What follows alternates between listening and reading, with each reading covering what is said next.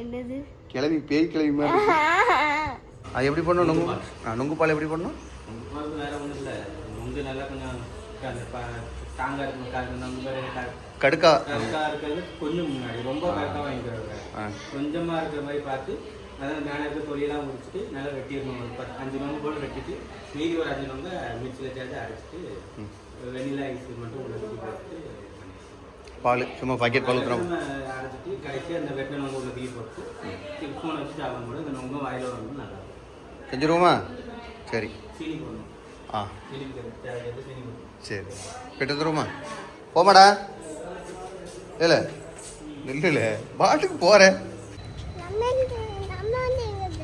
நம்ம வண்டி சார்ஜ் இருக்குல்ல, அதான் பெரிய வண்டியில் போகிறோம். ஏன் நம்ம வண்டியில் வரையா? பெரிய வண்டியில் வர மாட்டியா? அப்போ நீ வீட்டில் இருந்துக்கிறியா? நாங்கள் போய்ட்டு வரோம்.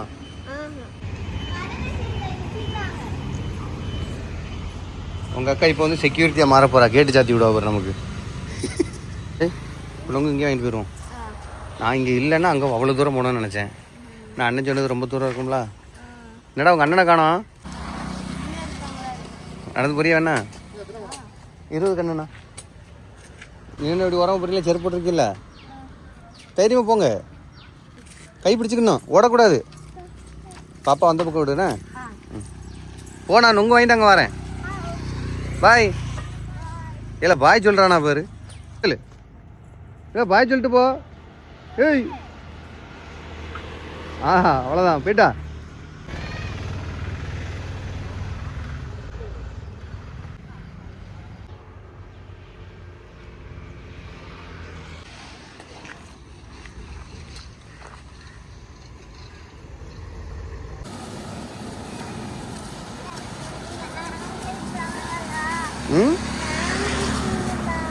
நான் வாங்கியாச்சு. இது அண்ணன் கொடுத்துரு. உனக்கு இங்கே இருக்குது, உனக்கு இங்கே இருக்குது. சேர்மன் கொடுத்துட்டு வந்துடு.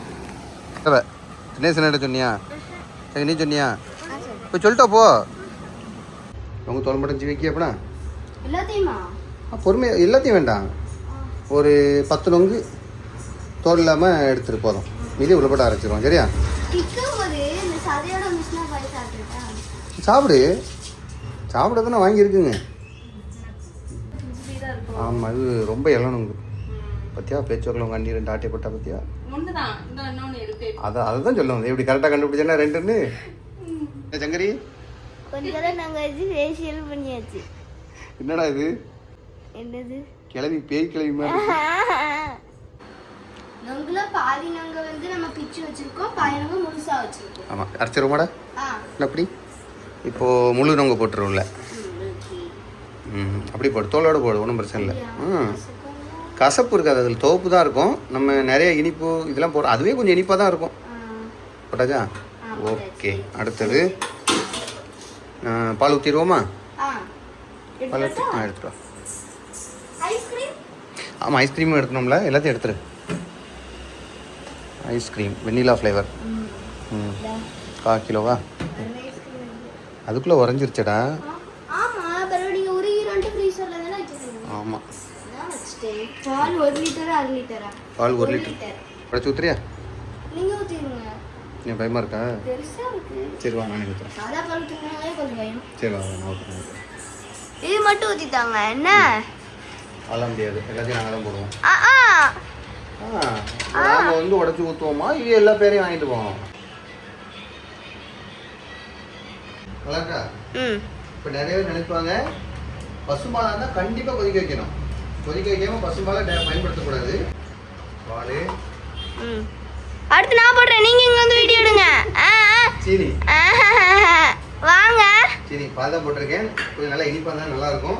இதுவும் ஐஸ்கிரீமும் போடுறோம். ஐஸ்கிரீம் நான் தான் போடுவேன். வாங்க.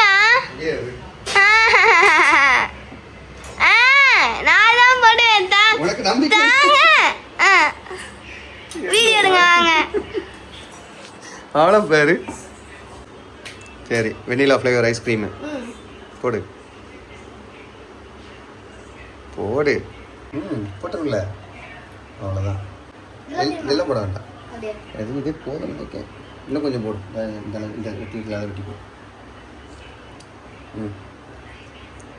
அவ்வளோதான். அரைச்சிடலாமா? இது சாப்பிடணுமா? அது பார்த்துக்குவோம். 10 அடி போடணும், சாப்பிடுமாமா. அரைச்சிருவோமா? இந்த மிக்ஸி ஜாரை அழுத்தி பிடிக்கணும், லைட்டாக கவரும். அதான் நான் அரைக்கேன்.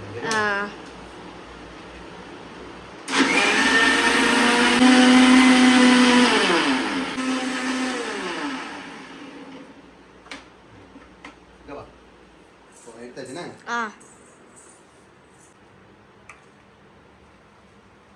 நொங்கு மில்க் ஷேக் ரெடி. நொங்கு பால் தானே நொங்கு மில்க் ஷேக்கா? ஒன்று ஓகே. இந்த ஒரு நொங்கு முழுசாக போட்டுருக்காங்க வண்டி. ஆமாம், சரி. அப்போ இதே அரைச்சிடுவோமா? அது கூட அரைச்சிடுவோம், சரியா? இன்னொரு பால் அரைக்கணும்ல, இதெல்லாம் போதும், அப்படிதானே? இது நல்லா கொத்தி கொத்தி வச்சிருக்கு. ஆமாம், நல்ல ஜெல்லி மாதிரி இருக்கும். இதே போட்டுருவோம்.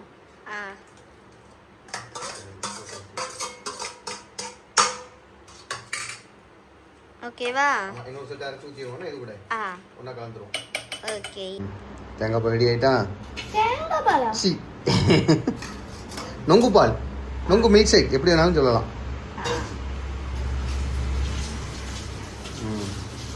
குடிச்சு பாரு எப்படி இருக்குல்ல. எப்படி இருக்கு? அந்த ஐஸ்கிரீம் டேஸ்ட்லாம் தெரியுதா? சரிதா? போடு. அப்போ ஒரு வீடு வைக்கிற வேண்டியதான். குடு, குடிச்சு பார்த்து. அது உன் மன பிரம்ம.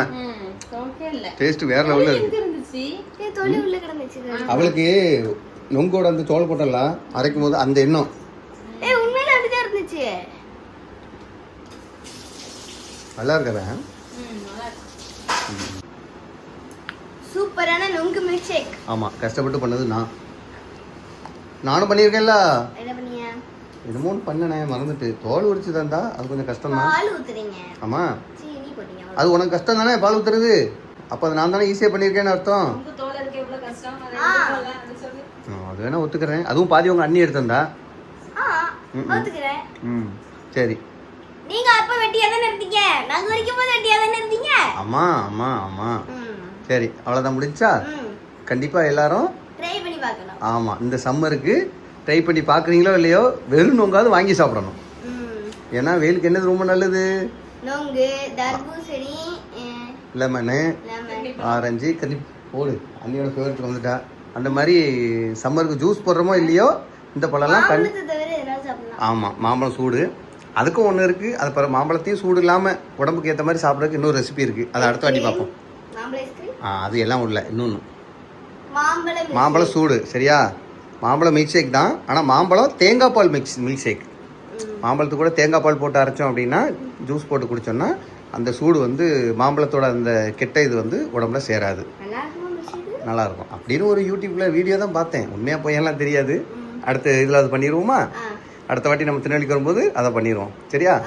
ஓகே, பாய் போட்டுருங்க. இப்போ பாய் போடுறதுக்கு இறக்கி வைக்கணுமா? நோஞ்சான்